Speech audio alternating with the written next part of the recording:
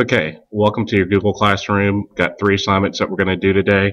Going to talk about supply, demand, and equilibrium. If you didn't get these assignments last week, I know it was a little bit hectic. Make sure that you can find these answers and please submit them in hopefully a timeless fashion. I'm going to go up to demand assignment. I believe it was first. If you're looking at demand assignment, basically you're getting these off of what the graph says in front of you, whether it's 10,000, 10 Wombles at 1,000, 9, 2,000, 8, and so on and forth. Anything that you're getting off of this chart, you're getting pretty much off the chart. You're not, read what you see. It's called making inferences from charts and graphs. Also refer back to your supply and demand charts that are in your Google Classroom. So number one, look at your price right there at 1,000. 10 whatchamacallit buyers at 1,000. 2, an increase to 5 buyers will be 10,000. And such a demand would be an increased demand by 10. If the price decreased by 2 buyers, you would be willing to buy 18,000.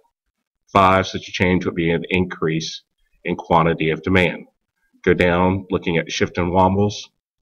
It says graph to schedule. You're going to have D1 and D2. All you're doing with D1 and D2 are looking at the changes. Remember, parallel lines do not connect in the middle or intersect, but we will have some intersections when we do supply demand being in equilibrium. So D2 shows a shift to the right. 3, buyers are willing to purchase smaller or larger quantity at each price.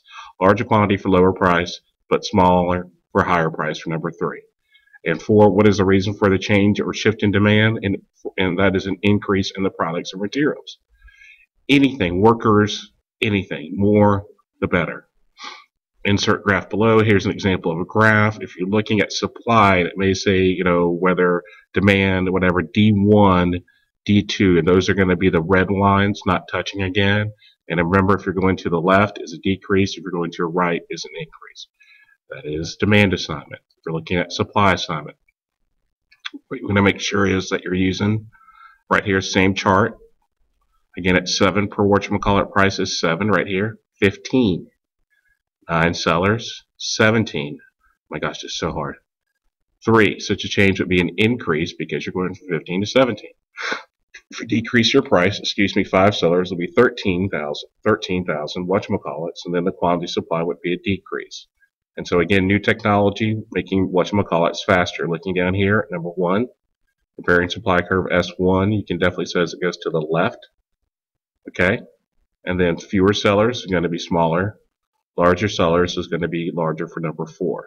Number 1, what's the reason for change in supply? The demand for the products at a smaller price. Again, think about flat screen TVs. We've talked about this many times. Lower prices means more, consumers and producers want that. If you were looking at your curve right here, comparing the two curves, S3 curve with supply, suppliers willing to sell it smaller. And again, smaller suppliers willing to go to smaller, larger. And then change in supply, the demand for more products. Okay? And again, if you looked at graphs and you said changes in supply, you've got this right here. Other changes in supply, these graphs right here, understanding supply, look at S1, increase from S1 to S2, decrease S1 to S3. Plenty available out there for you as well. Going to equilibrium now. You look at equilibrium, what you want to make sure is you look at the quantity demanded and the supply. Again, you're looking where supply meets demand.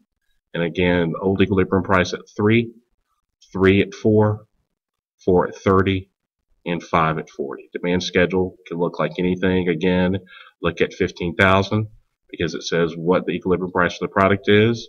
That's at 7. Equilibrium quantity is at 7. If the seller establishes preset amount of 5, decrease to 1,000, and then an increase of 1,000 if you change it to 8. And that's all you're looking at, those changes right there. Hope this helped you out. Definitely make sure you get your assignments in on time.